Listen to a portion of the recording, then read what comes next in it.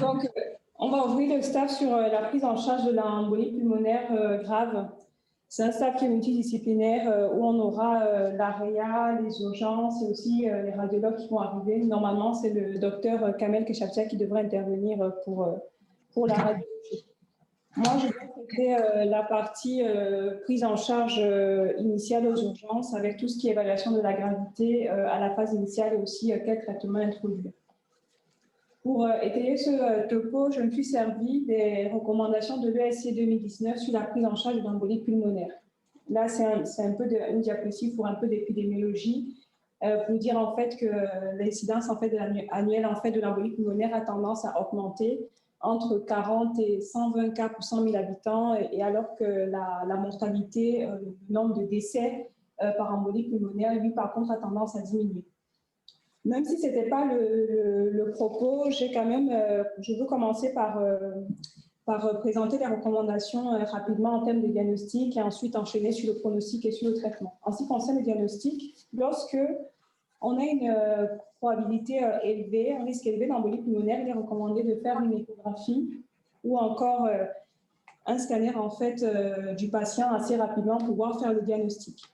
Et pareil, quand on a une embolie pulmonaire avec un risque élevé en termes de diagnostic, en fait, il est recommandé d'initier en fait une anticoagulation sans délai par héparine non fractionnée, adaptée en fait avec embolie en fait adaptée en fait au poids du patient. Lorsqu'il n'y a pas d'instabilité hémodynamique, il est par contre recommandé d'utiliser des algorithmes validés, notamment avec les dédimères en fonction des dédimères aller jusqu'au scan et aussi d'éviter parfois un traitement sans parfois attendre la confirmation diagnostique parce que parfois ce sont des patients qui peuvent se compliquer par la suite. Les dédimères ont leur place en cas de probabilité d'embolie pulmonaire faible ou intermédiaire. Le scanner va permettre en fait de confirmer le diagnostic, mais aussi de le rejeter. La scintigraphie peut parfois être utilisée chez les patients pour confirmer le diagnostic, notamment en cas d'insuffisance rénale. Et lorsque la scintigraphie est normale, ça permet en fait d'exclure le diagnostic. On peut aussi se servir en fait de manière indirecte de l'écho Doppler en fait venu des membres inférieurs pour faire le diagnostic d'embolie pulmonaire. Un écho Doppler qui serait positif permettrait de confirmer directement le diagnostic d'embolie pulmonaire chez certains patients. Là, on va venir, là du coup, on arrive sur le pronostic. Une fois qu'on a fait le diagnostic en fait d'embolie pulmonaire, il faut stratifier le risque. D'où le propos de ce staff, le risque va dépendre de beaucoup de choses. La première chose, en fait, c'est la recherche de signes d'instabilité hémodynamique. Si on retrouve des signes d'instabilité hémodynamique, on verra plus tard à quoi ça correspond. L'embolie pulmonaire, en fait, est classée comme une embolie pulmonaire à haut risque de mortalité. Si par contre, il n'y a pas d'instabilité hémodynamique, on va utiliser d'autres facteurs comme le PESI, c'est Pulmonary Embolism Severity Index, PESI ou encore simplifié avec, qui s'écrit SPESI. Ça permet effectivement de classifier les embolies pulmonaires à risque intermédiaire, élevé, faible ou encore à risque faible tout simplement. On se sert aussi pour classifier le risque en fait d'une imagerie comme une échographie ou encore un scanner pour rechercher des signes de dysfonction ventriculaire droite et aussi des biomarqueurs aussi qui vont entrer dans la stratification du risque qu'on verra plus tard. Voici les signes d'instabilité hémodynamique à rechercher systématiquement. S'il y a un arrêt cardiaque, s'il y a un état de choc, c'est-à-dire une pression artérielle systolique à moins de 90 mm de mercure avec des signes d'hypoperfusion périphérique comme l'altération de la conscience, les extrémités, foie et ligurie, l'augmentation des lactates, ou si encore une hypotension persistante pendant au moins 15 minutes sans d'autre cause pour expliquer en fait cette hypotension, on est dans le cas d'une embolie pulmonaire à haut risque de mortalité. C'est important de la définir ainsi parce que la stratégie thérapeutique est aussi différente pour cette entité-là. S'il n'y a pas d'instabilité hémodynamique, à ce moment, on continue la stratification en utilisant le score PESI ou encore le PESI simplifié. En gros, finalement, c'est une combinaison de caractéristiques cliniques et de comorbidité, caractéristiques cliniques des patients constantes en fait hémodynamiques qui sont graves. Une combinaison en fait de ces signes permet effectivement d'avoir plusieurs classes de sévérité. Avec le PESI, on a différentes classes. Les classes les plus graves, c'est la classe 3, la classe 4 et la classe 5. Par exemple, la classe 5, là, on a une embolie pulmonaire en fait à haut risque avec 25% de mortalité. Ça, c'est un tableau qui est assez intéressant parce qu'il montre bien que la stratification du risque dans une embolie pulmonaire va dépendre de beaucoup de facteurs. Le premier, c'est l'instabilité hémodynamique, comme on disait tout à l'heure, puis le PESI ou le SPESI, qui correspond en fait à des critères cliniques et aussi des comorbidités à prendre en compte pour stratifier le risque. Prendre aussi en compte la recherche de dysfonction ventriculaire à l'échographie ou au scan et prendre en compte les biomarqueurs, notamment les troponines élevées, ou non, qui permet effectivement de stratifier un risque intermédiaire élevé ou faible. Si on a tous ces éléments, par exemple, stabilité hémodynamique, PESI entre 3 et 5, dysfonction ventriculaire à l'imagerie, troponine élevée, le risque en fait de mortalité est une embolie pulmonaire à haut risque de mortalité dans les 30 jours. Dans les autres cas, si on n'a pas d'instabilité hémodynamique, mais un PESI entre 3 et 5, une dysfonction ventriculaire à l'échographie ou au scan, une troponine élevée, c'est un risque intermédiaire haut. Par contre, si on a juste le PESI entre 3 et 5 avec soit une dysfonction ventriculaire, soit une troponine élevée, c'est plutôt un risque intermédiaire faible. Et si on a à peu près rien de tout ça, c'est un risque qui est plutôt faible de mortalité dans les 30 jours. Ça, c'est ce qui concerne en fait la stratification du risque dans le pronostic. Maintenant, on va passer sur le traitement. Une fois qu'on a diagnostiqué l'embolie pulmonaire, il faut la traiter. Là, on va commencer la prise en charge thérapeutique des embolies pulmonaires à haut risque de complications, à haut risque de mortalité précoce. Pour ce type d'embolie pulmonaire, là, il est recommandé de débuter sans attendre, sans délai, une anticoagulation par de l'héparine non fractionnée adaptée, avec des bolus adaptés au poids du patient. Chez ces patients-là, on recommande d'initier en fait une thrombolyse aussi très rapidement par des agents dont je vous parlerai après. Si la thrombolyse est contre-indiquée, si on a des complications de thrombolyse, on peut faire une embolectomie chirurgicale ou une embolectomie par voie percutanée directe. On peut se servir aussi dans ce type de cas des embolies pulmonaires aussi graves des catécholamines comme la norépinéphrine, la dobutamine. Mes collègues en reparleront après de l'AREA. Et l'ECMO à sa place aussi chez ces patients lorsqu'on est dans des embolies pulmonaires compliquées d'arrêt cardiaque ou encore avec des états de choc réfractaire. Pour les embolies pulmonaires qui sont à risque intermédiaire ou faible de complications, dans ces cadres-là, on doit initier aussi sans tarder un traitement anticoagulant ça peut être effectivement des héparines de BAPA moléculaire ou encore du fondaparinus en sous-cutané. Les anticoagulants oraux directs sont également recommandés, ils ont aussi leur place, on peut s'en servir à condition qu'il n'y ait pas de contre-indication pour les patients, notamment tout ce qui peut être insuffisance rénale hépatique sévère, la grossesse, l'allaitement ou encore des maladies auto-immunes comme le syndrome des antiphospholipides.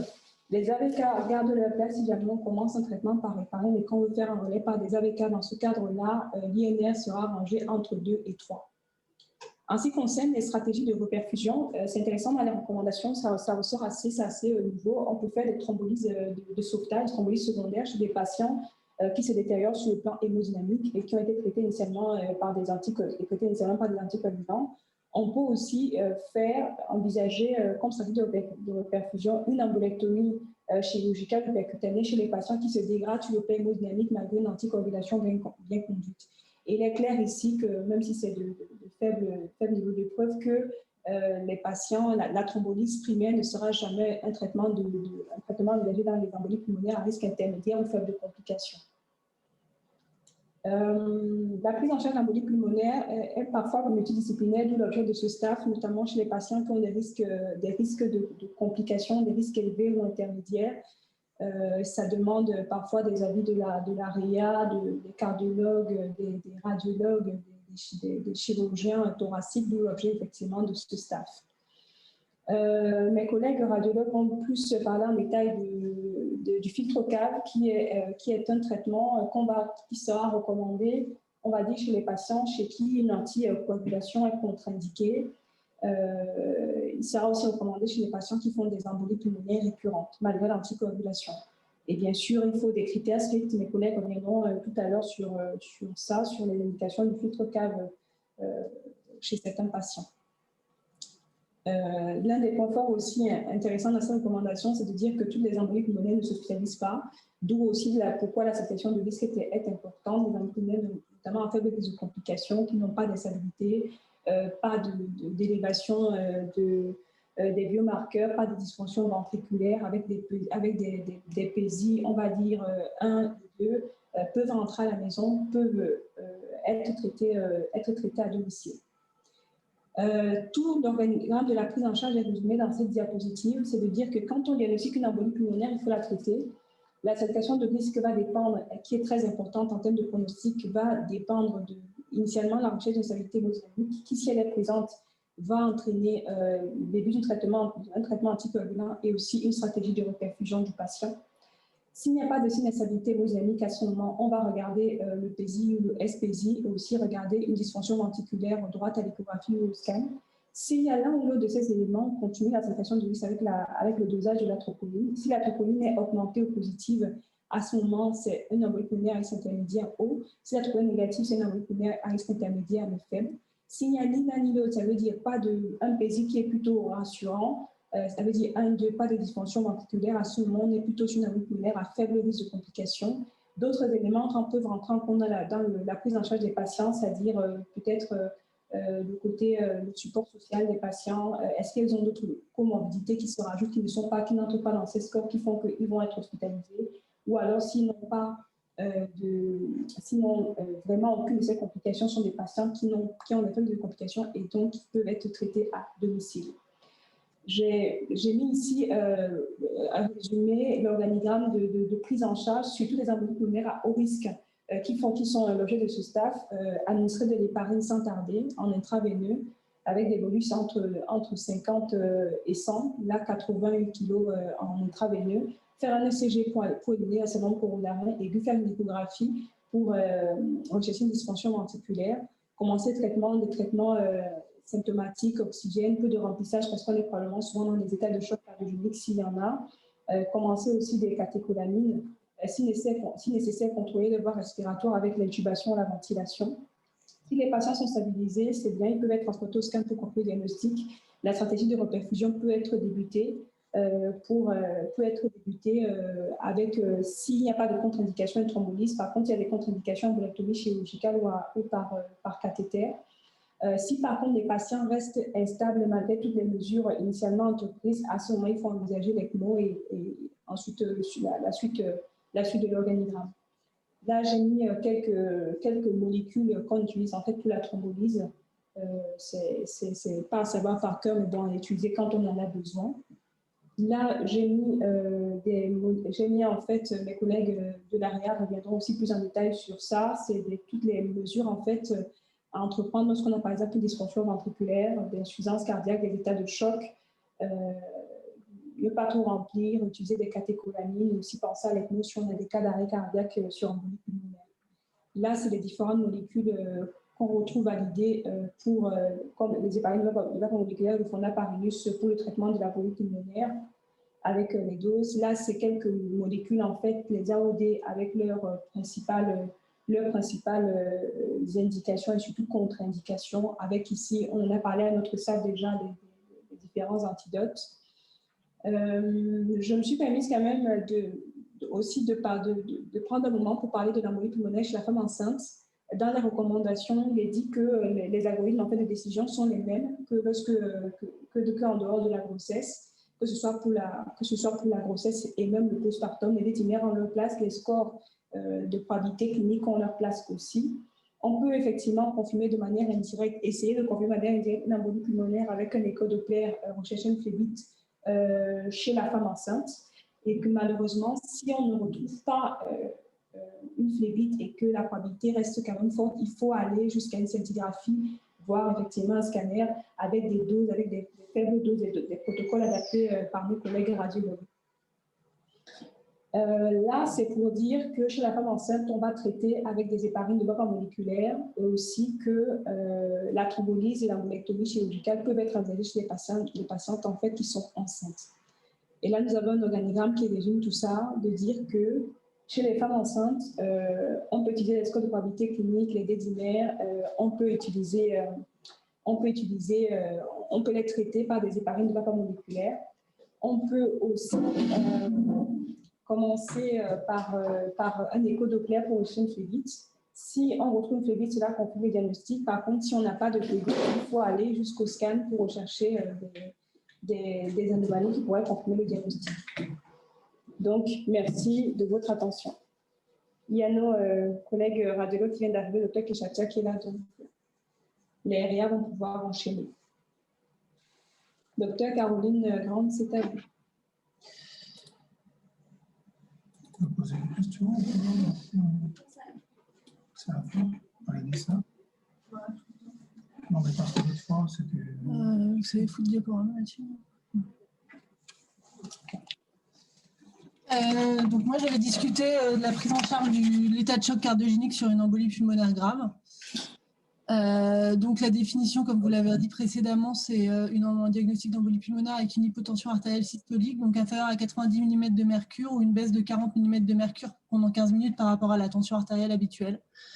Et tout ça en l'absence d'arythmie, d'hypovolémie ou de sepsis qui peuvent eux aussi expliquer l'hypotension artérielle. Donc, en fait, les deux principaux déterminants de la mortalité à court terme dans les embolies pulmonaires, c'est la tolérance hémodynamique, donc la tension artérielle, et le terrain sous-jacent. Les embolies pulmonaires avec état de choc, ça représente environ 5% des embolies pulmonaires. Il a laissé son topo, mais bon. Le risque de décès par embolie pulmonaire, il est multiplié par 16,3 en cas d'état de choc, avec une mortalité à 3 mois à 58%. Et la mortalité hospitalière, c'est 25% chez les patients avec une EP compliquée d'un état de choc et 62% quand ils requièrent la réanimation.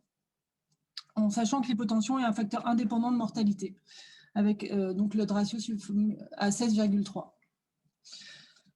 Donc le mécanisme de l'état de choc dans l'embolie pulmonaire, c'est la défaillance ventriculaire droite. Donc c'est une augmentation de la précharge du VD avec une surcharge en pression due au thrombus. Donc dans ces cas, on rappelle les particularités du ventricule droit par rapport au ventricule gauche. Les pressions de la circulation pulmonaire sont beaucoup plus faibles que celles de la circulation systémique. Et donc le VD, il a une paroi plus fine, il peut absorber des modifications de volume, mais il ne peut pas gérer des augmentations brusques de pression. Avec dans ces cas-là un débit systolique qui diminue très rapidement lorsque les résistances vasculaires pulmonaires augmentent. Donc, tout d'abord, le ventricule droit se dilate afin de préserver son volume d'éjection. Ça entraîne une altération de la contractilité du ventricule droit et un élargissement de la note tricuspide et donc une insuffisance tricuspidienne. Tout ça, ça retentit sur la fonction ventriculaire gauche avec une baisse du volume d'éjection du ventricule gauche due à la baisse du volume d'éjection du ventricule droit et aussi due au bombement du septum interventriculaire dans le ventricule gauche qui gêne son remplissage. Tout ça, ça entraîne une baisse de la pression systémique et donc une baisse de la perfusion coronarienne qui participe à la défaillance ventriculaire droite avec une ischémie du VD. Donc la prise en charge, c'est tout d'abord le traitement de l'embolie pulmonaire, donc l'anticoagulation efficace, plutôt par HNF dans les états de choc pour la maniabilité. La revascularisation, ou moins la diminution de la taille du caillot, et après la prise en charge symptomatique de l'état de choc. Donc pour la revascularisation, il y a la thrombolyse systémique qui est toujours recommandée dans les EP graves, sauf contre-indication. Après, on peut avoir des traitements percutanés dirigés par cathéter avec fragmentation mécanique, thromboaspiration, thrombolyse dirigée, thrombectomie rotationnelle, mais ça, il faut être dans un centre qui a accès à ces techniques ou ne pas être trop loin d'un de ces centres. Et l'embolectomie chirurgicale en cas de contre-indication à la thrombolyse ou d'échec de la thrombolyse. Mais là aussi, il faut un centre capable de proposer cette technique. Pour la prise en charge symptomatique de la défaillance cardiaque, il y a effectivement l'optimisation du volume vasculaire avec un objectif qui est l'euvolémie. Par contre, il faut rester très très prudent. Il faut un remplissage modéré parce que ça peut majorer l'index cardiaque, mais ce n'est pas plus de 500 millilitres. Il faut faire très attention parce que l'interdépendance ventriculaire peut cependant s'opposer aux bénéfices attendus avec une compression des cavités gauches par les cavités droites dilatées par l'augmentation de volume, donc une chute de la précharge ventriculaire gauche, et l'augmentation des pressions ventriculaires droites qui entraîne aussi une ischémie myocardique par baisse du gradient de perfusion coronaire. Il n'y a aucun critère fiable pour guider le remplissage. Éventuellement la pression veineuse centrale, mais si un cathéter est déjà en place, parce que comme il y a quand même un traitement par thrombolyse, ce n'est pas le moment d'aller poser des cathéters dans tous les vaisseaux. Ensuite, il faut maintenir la pression artérielle et la perfusion coronarienne. Donc ça, c'est plutôt avec la noradrénaline, qui est la drogue de choix. Pour augmenter la pression systémique, il y a peu d'effets inotropes et ça améliore le ratio des résistances vasculaires systémiques par rapport aux résistances vasculaires pulmonaires. On parle aussi un peu de la vasopressine, mais qui est un constricteur non catécholaminergique et a un avantage théorique d'augmenter les résistances vasculaires systémiques sans augmenter les résistances vasculaires pulmonaires. Mais c'est quand même moins bien décrit et les auteurs le conseillent seulement quand la noradrénaline est supérieure à 15 microgrammes par minute. Ensuite, il faut augmenter le débit cardiaque. Donc ça, la drogue de choix, c'est la dobutamine. Ensuite, on peut utiliser éventuellement l'adrénaline, mais on préfère la dobutamine, qu'on commence à faible dose. Et surtout, on fait très attention de prévenir les arythmies qui vont précipiter la défaillance cardiaque. Ensuite, on parle aussi des vasodilatateurs pulmonaires, qui ont un rôle théorique, mais il y a peu de preuves dans la littérature. Ça diminue les résistances vasculaires pulmonaires et ça peut améliorer l'oxygénation en optimisant le rapport ventilation-perfusion. Mais il faudrait des études robustes pour vraiment appuyer ça. Donc, une fois qu'on a géré la défaillance ventriculaire droite, on peut avoir à gérer la défaillance respiratoire, sachant que intuber une embolie pulmonaire, c'est quand même toujours compliqué et très à risque. Il faut essayer de ne pas avoir recours à la ventilation mécanique quand c'est possible. Pour faire en sorte que ça se passe le mieux possible, ce qu'ils conseillent, c'est un monitorage hémodynamique, donc idéalement un KTA quand même pour surveiller ce qu'on est en train de faire, des vasopresseurs pré-branchés, et ils proposent l'intubation vigile pour éviter l'hypotension liée à l'induction médicamenteuse. Et sinon, plutôt l'étomidate ou la kétamine et pas de diprivant pour, pareil, éviter la défaillance hémodynamique. Une fois que le patient est intubé, il faut essayer de maintenir une PaO2 et une PaCO2 le plus normal possible. Et optimiser les volumes, donc un volume courant, ni trop haut, ni trop bas, et une PEP pas trop haute pour essayer de ne pas trop retentir, pareil, sur les volumes d'éjection cardiaque. En cas, si tout ça, ça ne fonctionne pas, effectivement, on peut avoir recours à l'ECMO artério-veineuse. On voit de toute façon dans la littérature qu'il y a une augmentation du recours à cette technique dans les cas des chocs cardiogéniques réfractaires et des arrêts cardiaques sur l'embolie pulmonaire. Ça peut être un pont pour tenir jusqu'à une thrombectomie chirurgicale ou l'efficacité de la thrombolyse ou juste un pont en attendant que la fibrinolyse spontanée se fasse. J'ai retrouvé plusieurs études qui décrivent cette technique dans l'EP grave. Donc, il y a une étude française de l'équipe de Combs qui décrit 17 patients consécutifs pris en charge pour ECMO dans le cas d'EP grave en France entre 2006 et 2015. Donc, c'est quand même sur 9 ans, ça ne fait pas beaucoup de patients. Il y en avait 15 qui étaient en arrêt cardiaque et ils trouvent une survie à 47% à 90 jours. Ensuite, j'ai trouvé 2 études de revue de la littérature. La première, entre 2005 et 2019, ils ont réussi à avoir 128 patients. C'est une ECMO et une revascularisation le plus souvent par thrombolyse dans l'EP grave, mais ils ne décrivent pas leur étude comme une étude de l'ECMO dans l'arrêt cardiaque et à l'EP, mais ils avaient quand même 67% des patients qui étaient en arrêt cardiaque. Une durée médiane d'ECMO de 3 jours et une mortalité globale à 25,8%. Mais pareil, beaucoup de biais et beaucoup d'informations qu'ils n'ont pas réussi à récupérer dans les études, donc une mortalité probablement sous-estimée. Et ensuite, une dernière étude qui regroupait plutôt 320 patients, une étude récente de revue de la littérature. Là où c'est l'ECMO vraiment dans l'arrêt cardiaque sur le P grave, ils avaient une survie à 61% à J30. On n'a pas d'infos sur la survie ultérieure. Un devenir neurologique correct, c'est CP1, c'est un déficit neurologique modéré. Par contre, ce qui était intéressant, c'est qu'ils ne notaient pas d'aggravation de la mortalité en cas de thrombolyse avant l'ECMO. Et par contre, il y avait 2 facteurs qui étaient liés à une aggravation de la mortalité. C'était un âge de plus de 65 ans avec un odds ratio à 3,08. Et en cas de cannulation pendant la réanimation cardiopulmonaire et non pas après la récupération d'une activité cardiaque spontanée, l'odds ratio était à 5,67. Et dans tous les articles, comme c'est noté dans les recommandations, ce qu'ils préconisent, c'est le développement de centres experts avec des équipes multidisciplinaires pour utiliser de façon adéquate les différentes techniques qui sont quand même toutes à risque pour améliorer le pronostic des patients. Donc, en conclusion, c'est diagnostiquer rapidement ces patients, favoriser quand même le traitement de l'embolie pulmonaire parce que le traitement du choc cardiogénique, c'est du symptomatique si on ne traite pas l'embolie pulmonaire. Un remplissage prudent, noradrénaline, dobutamine, éviter à tout prix d'avoir à intuber ces malades et puis prendre vite contact avec une équipe spécialisée pour les méthodes plus à risque comme l'ECMO et l'embolectomie chirurgicale, etc. Voilà, merci.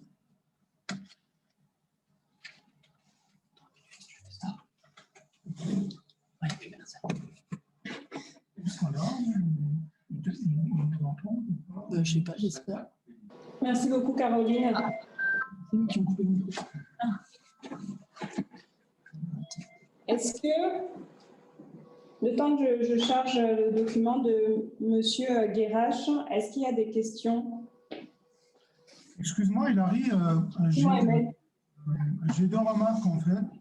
Deux remarques rapides par rapport à ton topo. C'est pas des questions, mais pour clarifier un peu, parce qu'on a beaucoup d'urgentistes parmi nous. Et je suppose que la question que se pose un urgentiste, le degré d'urgence de démarrer un traitement pour l'embolie pulmonaire, et deuxièmement, hospitaliser le patient. Voilà, oui. C'est les deux questions clés. Après, tu as bien dit que avant le diagnostic de l'embolie pulmonaire, lorsque, en calculant le score de Genève modifié ou le score d'OS, la probabilité... Emmanuel, je t'entends, vas-y. Je t'ai dit, lorsque la probabilité, tu l'as bien dit, lorsque la probabilité elle est forte, la suspicion elle est forte, il faut démarrer tout de suite le traitement du scanner. Oui. Mais par contre, lorsque le risque, je dis aussi aux internes de médecine d'urgence qui sont avec nous, lorsque le risque est intermédiaire, on a 4 heures pour commencer le traitement anticoagulant, ça veut dire on a le temps de faire le scanner, et lorsque la probabilité d'embolie pulmonaire elle est faible, on a jusqu'à 24 heures pour commencer le traitement anticoagulant, donc ce n'est pas une urgence.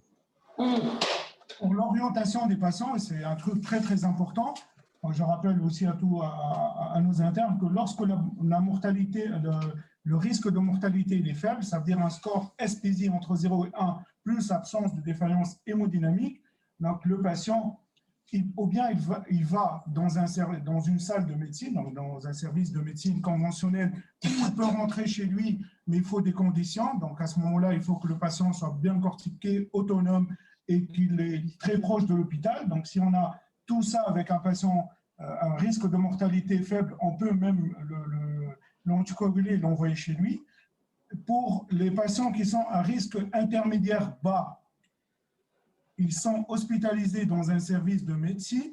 Si le risque est intermédiaire haut, je rappelle, pour devenir intermédiaire haut, on exige 2 critères. Il faut l'association de 2 critères, ça veut dire une dilatation du ventricule droit dans l'écho ou le scanner, plus des troponines élevées. Donc, à ce moment-là, ils doivent être hospitalisés dans une unité de soins continus. Et si le risque de mortalité est élevé, ça veut dire une défaillance hémodynamique d'emblée ou secondairement, ils doivent être hospitalisés dans un service de réanimation. Voilà. Ça ne peut pas être restreindre le BNP, non? Et le BNP, en fait. Voilà. Mais il faut que les deux, ça veut dire un critère de dilatation des cavités droites plus troponine élevée. Voilà. Parce que l'orientation, parfois, elle pose problème aussi. Je m'excuse, j'étais un peu long, mais... Je comprends. Tu as l'impression que ce n'est pas ce qui est fait maintenant. Comment? Non, si, mais puisque j'ai des internes avec nous, et on a 5 ou 6 internes qui sont jeunes internes de médecine d'urgence, c'est juste pour que ce soit clair dans leur tête, quoi. Ok, très bien. Merci pour tes remarques, Emmanuel. On va donner la parole à monsieur Guérache. Ouais, ce n'est pas Dr Pichatia, mais c'est le Dr Pichatia. Hein. J'espère que ce sera... Non, ça change, il n'y a pas de souci. Je partage son topo. C'est celui-là.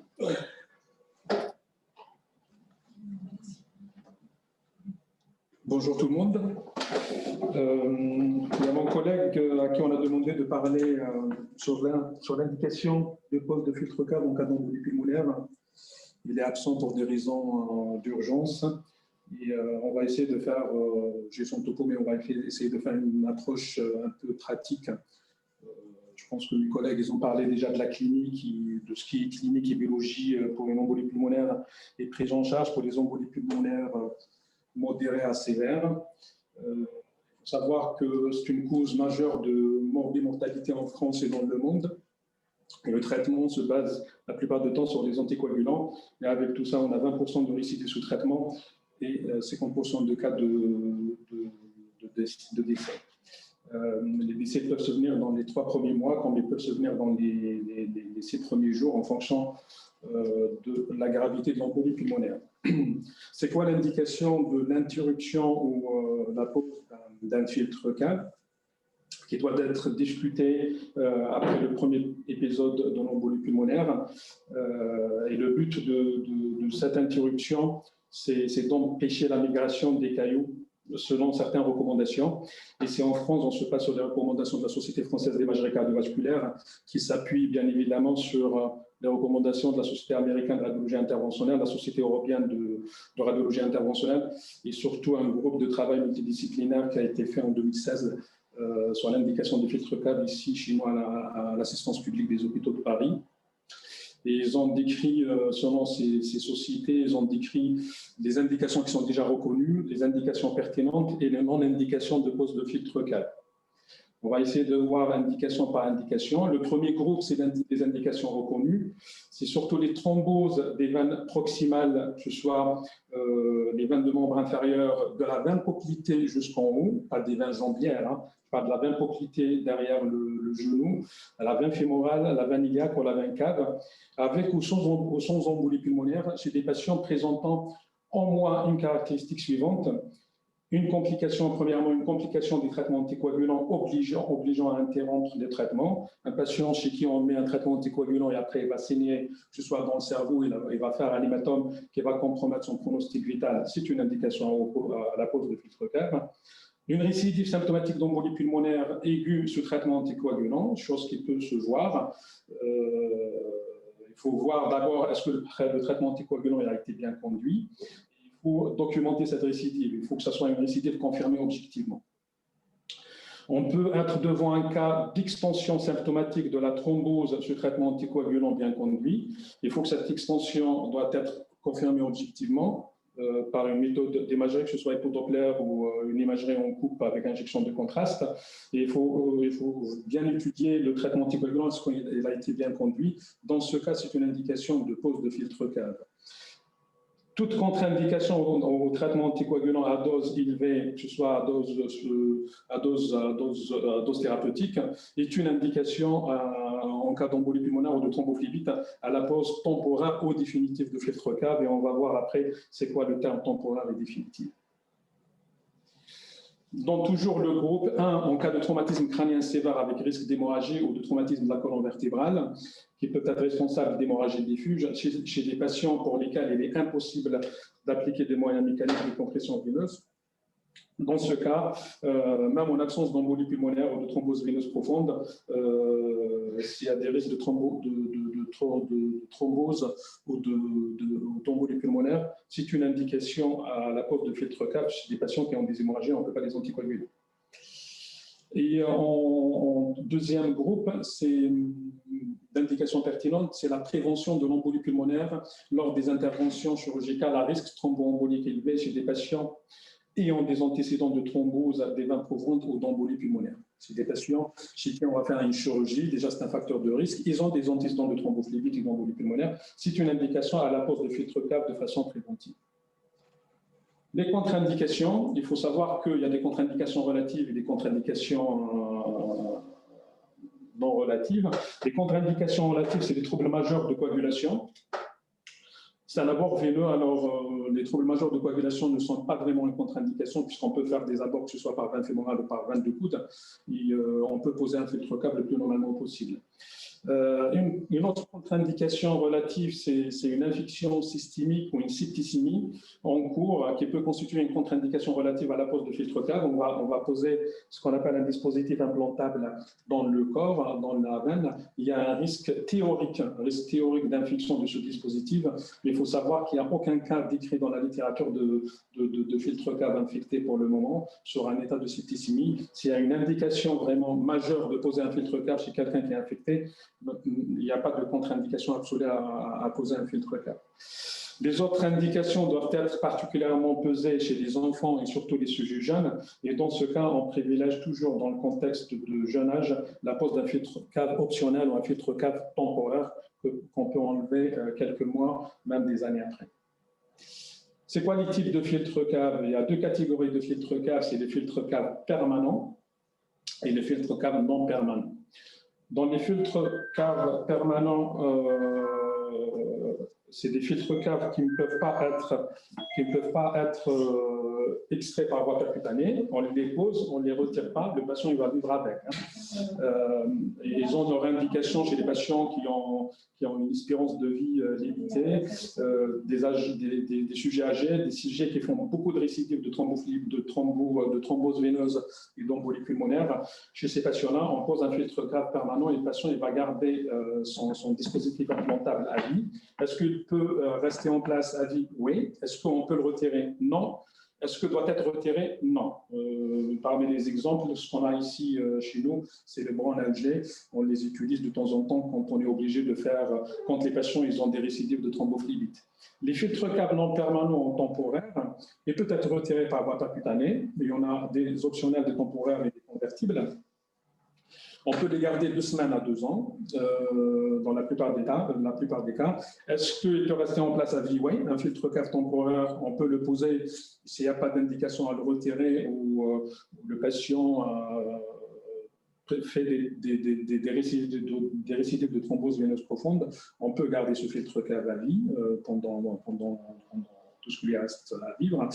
Est-ce qu'il peut être retiré? Oui, il se retire comme on l'a posé, en salle de radiologie interventionnelle. Est-ce qu'il doit être retiré? Non, on ne doit pas le retirer systématiquement, le filtre cave optionnel temporaire. Et celui le plus utilisé chez nous, c'est le filtre cave ALM. Comment ça s'organise la prise en charge en cas d'indication de pose de filtre cave? Il faut savoir que c'est un acte de radiologie interventionnelle qui se fait dans une salle de radiologie interventionnelle avec toutes les conditions d'asepsie stricte. Il faut préparer les patients et les conditionner avant la pose. La pose peut se faire en externe s'il n'y a pas vraiment une indication d'hospitalisation ou en hôpital de jour ou durant une hospitalisation conventionnelle. Protocole de préparation standard comme tout acte de radiologie interventionnelle, douche bétadinée la veille, le matin de l'examen, épilation étendue de Scarpa. Ça, on va faire un abord par le Scarpa. Le patient doit être au moins à jeun pendant 6 heures. Il faut préparer un bilan sanguin de routine, une numération sanguine, un bilan de coagulation standard à type de TPTCK avec 2 plaquettes et une créatinémie. C'est vraiment, on est devant des patients un peu difficiles pour voir la fonction rénale, pour un peu gérer le volume de l'injection de produits de contraste et savoir est-ce qu'il ne faut pas limiter l'injection de produits de contraste pour les patients qui sont déjà insuffisants rénaux. Docteur qui cherche avec nous, si vous voulez poser des questions après. Les anticoagulants oraux ou subcutanés ou IV ne doivent pas être arrêtés nécessairement en cas d'indication de pose de filtre cave. Il faut savoir qu'il faut assurer une poursuite de traitement anticoagulant, c'est possible durant et après la pose de filtre cave. Je vous ai mis juste quelques images ici pour vous montrer les étapes qu'on fait pour la pose de filtre cave. Il y a des internes de réa qui sont avec nous. C'est un abord veineux de Scarpa comme n'importe quel abord veineux. On met un isolé, un introducteur au niveau de la veine iliaque. Ici, l'introducteur il est dans la veine iliaque gauche puisque l'abord était à gauche. Certainement, le patient il était thrombosé à droite. Il faut savoir est-ce que le patient est thrombosé à droite ou à gauche pour choisir l'abord veineux. On voit l'introducteur qui est à gauche, c'est-à-dire on n'a pas piqué à droite. Certainement, le patient il avait une thrombose étendue à la veine iliaque droite. On met l'introducteur dans la veine cave et on fait au départ ce qu'on appelle une cavographie. Cette cavographie va nous permettre d'abord de visualiser la veine cave, qu'il n'y a pas un thrombus mural, et surtout de voir le diamètre de la veine cave, puisqu'on a eu les limites de diamètre pour la pose de filtre cave, et surtout de repérer les ostia des des veines rénales. Quand on voit ici ce type d'empreinte, la plupart du temps, c'est à hauteur de L1, L2. Elle va nous permettre de décider où on doit mettre la tête de filtre cave, puisqu'à l'état normal, sur le plan technique, la tête de filtre cave ne doit pas être au-dessus des ostia des veines rénales pour ne pas thromboser les veines rénales et pour que la tête soit lavée par le flux de retour veineux des veines rénales et il n'y aura pas de thrombus qui se forme sur la tête de filtre cave. Après, une fois repérés les ostia des veines rénales, on calque ça sur une imagerie de rachis pour avoir un petit peu où elle doit être la tête de filtre cave, sur le plateau inférieur, supérieur, à côté d'une épineuse, en fonction des ostia des veines rénales. Et on largue le filtre cave qui ressemble à ce truc avec des jambages et une tête. Et après, il ne faut pas oublier de faire une cavographie de contrôle à la fin pour montrer que le filtre cave est bien enquillé, est bien stable dans la veine cave et qu'il est bien positionné par rapport au repère que je viens de vous donner.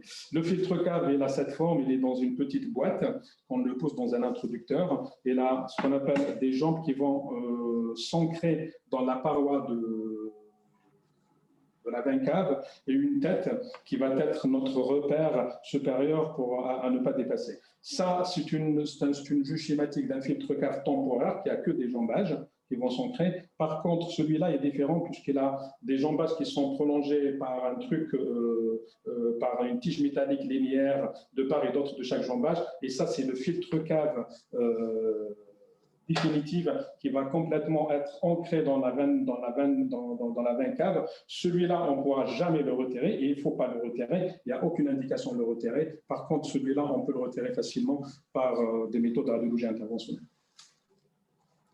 Dans le suivi, il faut toujours faire une vérification de cliché d'abdomen sans préparation de face de filtre cave pour voir qu'il est stable et il ne bouge pas. Il faut faire une consultation de suivi dans le premier mois par le radiologue interventionnel ayant posé le filtre cave ou à défaut par le clinicien et le médecin qui nous a adressé le patient pour le geste. Un document écrit précis de type de filtre cave, c'est un dispositif implantable qui est à l'intérieur d'un patient. Il faut lui remettre un document écrit avec les caractéristiques de filtre. Une imagerie de contrôle de perméabilité de la veine cave est obligatoire. Et ces récidives d'embolie pulmonaire ou de phlébite, il ne faut pas hésiter à refaire des imageries, à savoir écho-doppler, scanner, voire une cavographie.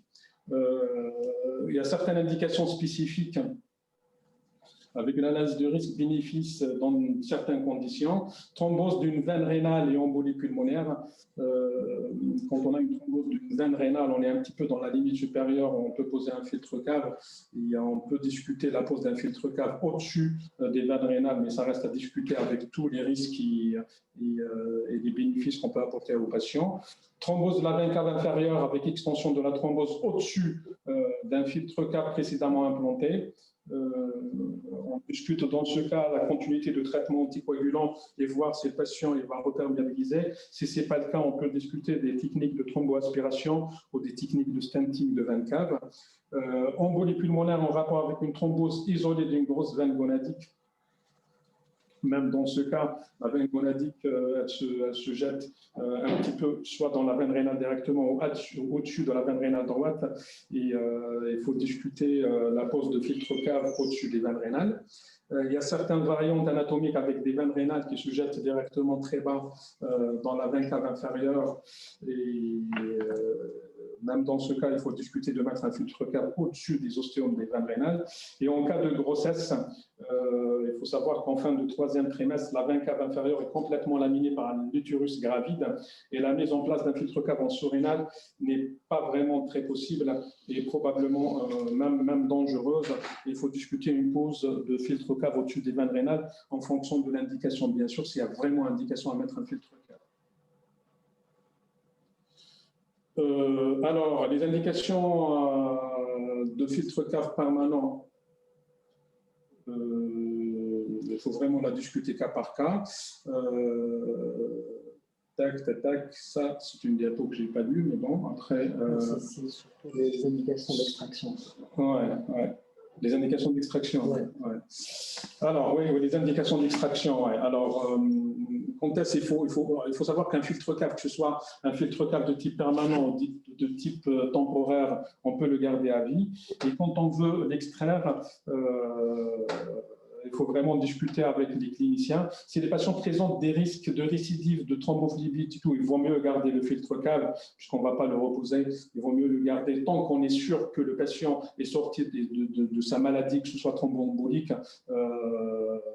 pour lui enlever le filtre cave. Mais s'il y a le moindre doute qu'il y aura une récidive, ou si des patients qui font des embolies pulmonaires répétées, il vaut mieux garder et refaire l'imagerie pour documenter tout ça.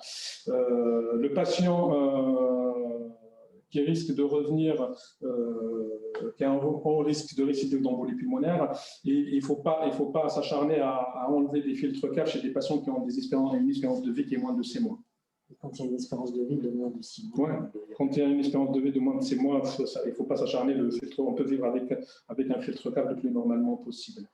Le bilan avant l'extraction, il faut savoir, il faut avoir dans la tête de répéter l'angioscanner pulmonaire pour voir vraiment qu'on n'a plus d'embolie pulmonaire et qu'il n'y a plus de thrombophlébite, de thrombose des veines profondes avec une échographie Doppler. Ces suspicions de récidive de maladie thromboembolique, l'extraction de filtre cave devra être repoussée et voire discuter une cavographie. La consultation de suivi se fait dans le premier mois, comme j'ai déjà dit, par le radiologue interventionnel ou le médecin clinicien qui a demandé. Il faut faire un abdomen sans préparation pour voir la position de filtre cave et donner les informations nécessaires aux patients pour les complications possibles. Je vais vous montrer ici juste le dossier, celui-là je viens de le mettre puisque j'étais appelé durant mon astreinte d'avant-hier pour une indication de pose de filtre cave chez un patient qui a une néoplasie pulmonaire métastatique. On voit bien, je n'ai pas mis le poumon, mais il a une grosse masse pulmonaire avec des métapulmonaires et les métastatiques. On voit bien qu'il y a une grosse masse surrénalienne ici, qui est l'amine de la veine cave avec un petit thrombus qui est là, le petit thrombus qui est là. Et ce patient, il a une métastase cérébrale dans la fosse cérébrale postérieure qui saine. C'est une métastase hémorragique. Et les neurochirurgiens, ils voulaient poser un filtre cave avant de l'opérer, vu qu'on ne peut pas l'anticoaguler. Je voulais juste vous montrer ce cas, puisqu'il est c'est un cas de week-end et le temps d'APIC pour discuter. Je vous ai mis une reconstruction coronale ici qui montre la veine cave, ici, surrénale. Il y a l'ostium de la veine rénale droite et la veine rénale gauche, ici. Et on voit bien que la masse surrénalienne, elle est au-dessus, et le thrombus, il est au-dessus dans la veine cave supérieure, il est dans la partie, dans la veine cave, ce qu'on appelle veine cave inférieure rétrohépatique. Ça, c'est les veines suscépatiques, et ça, c'est l'oreillette. Ça, c'est l'oreillette droite. Et je t'ai appelé pour poser un filtre cave, et on voit bien déjà, on sort des recommandations standards, on est au-dessus des veines rénales. Le thrombus, ce n'est pas un thrombus chlorique, hein, c'est un thrombus tumoral, hein, c'est une extension tumorale de sa métastase surrénalienne. On voit bien la métastase surrénalienne qui rentre, qui fait un bourgeon dans la veine cave. Et ici, ça peut se discuter, une pose de filtre cave, puisqu'ils vont le mobiliser, ils avaient le risque que ce thrombus va migrer. Mais après, quand on voit les risques, poser un filtre cave ici qui risque de boucher des veines suscépatiques, avoir une insuffisance hépatique, qui risque de migrer dans les cavités cardiaques, c'est un peu difficile. Et il n'y a pas d'indication ici à poser un filtre cave. Alors, abstention de filtre susrénal, ça peut se discuter, mais en pesant le pour et le contre. Le tempofilter, je vais laisser Kamal peut-être parler, je ne connais pas. Par contre, ça peut se discuter, c'est vraiment une indication, c'est de mettre un stent et de plaquer le thrombus contre la paroi de la veine cave. Par contre, ce qu'on a discuté avec nos amis de réveil et du neurochirurgien, c'est de faire écho-doppler des membres inférieurs. S'il y a une thrombophlébite de membres inférieurs, on peut poser un filtre cave dans une position normale au niveau de la veine cave surrénale qui va protéger le patient contre la migration de thrombus vers le poumon. Mais faire un filtre cave pour ce thrombus dans la veine cave inférieure susrénale, c'est un peu dangereux. Ici, je vous montre juste un autre cas. Je t'ai appelé tout à l'heure par nos amis de médecine interne, c'est automatique. On a décidé de parler des filtres cave et tout le monde appelle pour ça. Un patient qui a un filtre cave qui a été posé il y a quelques années. Il est toujours en place, il est bien placé. On voit bien ici les ostéas des veines, il est bien placé. Et sur le contrôle scanographique, le patient il a fait une embolie pulmonaire récente. Et on se pose la question, on voit bien ici, je vous ai montré quelques images, on voit les emboles ici dans les artères pulmonaires de lobe inférieur gauche. C'est pas une embolie pulmonaire chronique, hein. On voit bien que c'est centré, c'est entouré de produits de contraste, c'est pas plaqué contre la paroi, et il avait des emboles partout, hein. Et on voit bien le thrombus ici au niveau de l'artère pulmonaire lobaire inférieure droite. Ce patient, il avait un filtre cave et on avait un doute.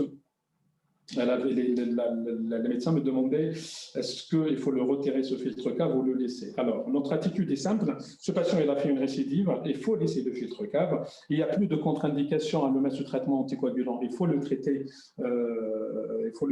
par de l'héparine ou un traitement anticoagulant efficace.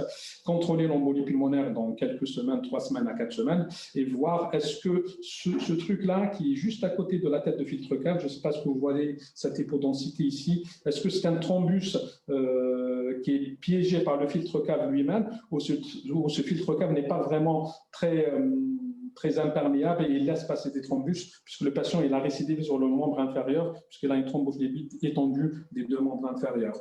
Pour le moment, on n'a aucune preuve, on a une embolie pulmonaire avérée, on a un filtre cave qui est bien en place, la veine au-dessus, elle est bien perméable, le patient il a une thrombophlébite bilatérale des membres inférieurs, une embolie pulmonaire, traitement anticoagulant, contrôle dans 3 mois. Si on voit bien que ce filtre cave n'est pas très efficace, on peut l'enlever et remettre un autre filtre cave, c'est un filtre cave qui est temporaire. S'il est efficace, il faut le laisser en place.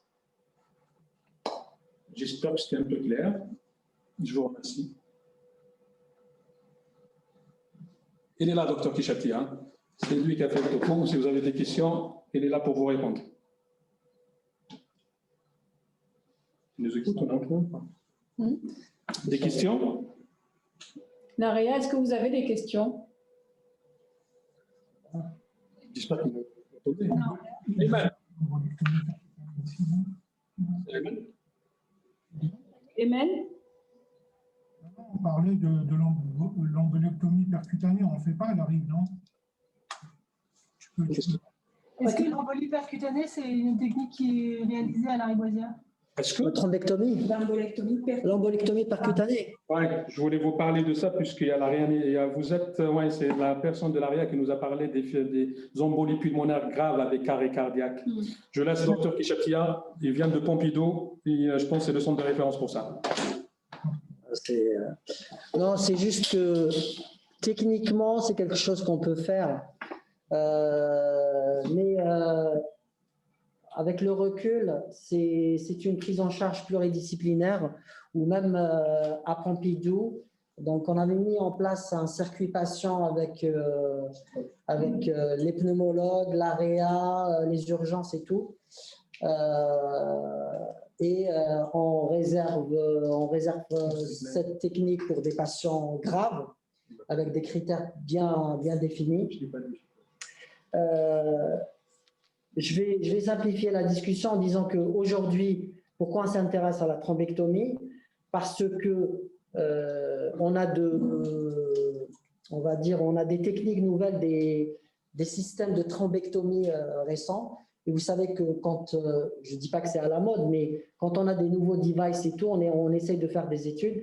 Mais les résultats récents des études menées sur l'embolectomie ne sont pas très, très encourageants. On ne sait pas est-ce que c'est, on va dire, opérateur dépendant ou quelle technique on a utilisée ou quel centre selon la sélection des patients. On n'a pas encore la certitude que ça marche. Mais il faut la tenter, c'est-à-dire si on a un patient dans les murs, et je parle de Lariboisière, s'il n'est pas transportable dans un centre où les choses sont bien définies, qu'il y a un circuit patient, qu'il y a une prise en charge derrière, qu'on a besoin d'une chirurgie derrière et tout, oui, on peut tenter de faire une thrombectomie. Et juste pour vous dire, il y a quelques années, on n'avait pas les systèmes de thrombectomie.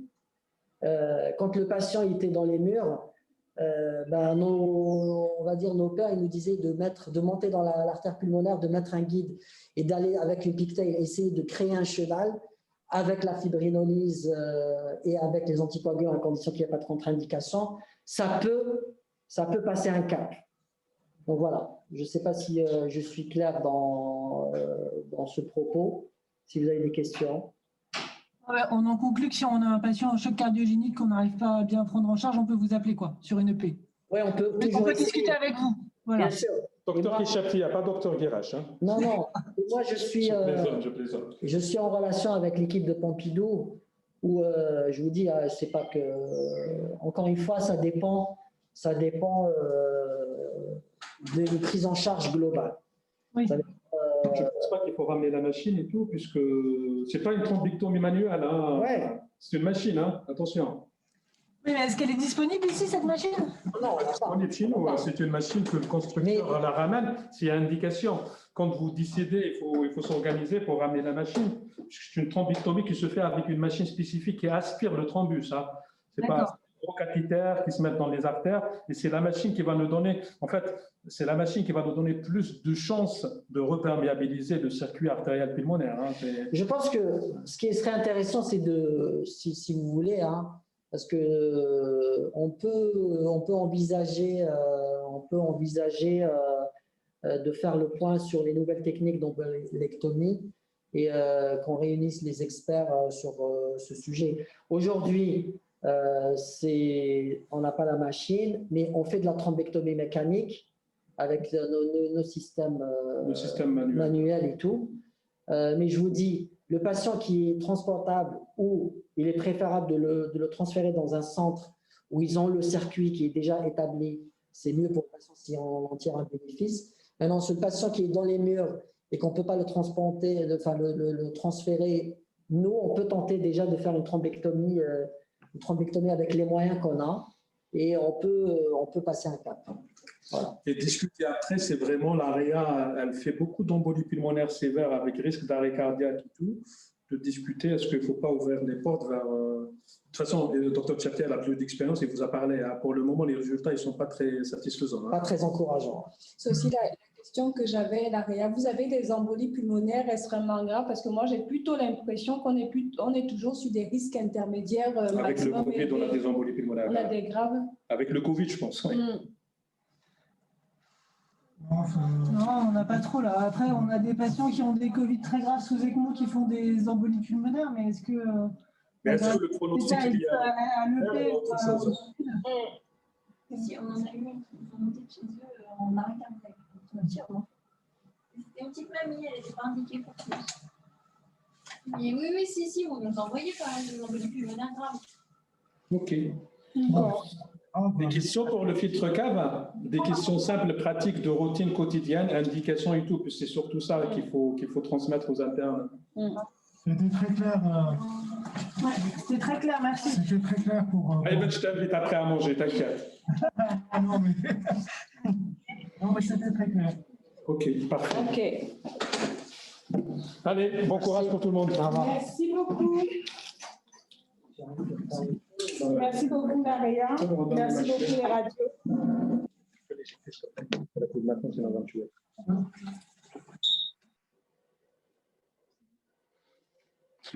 Parfait. Au revoir. Merci bien. Au revoir.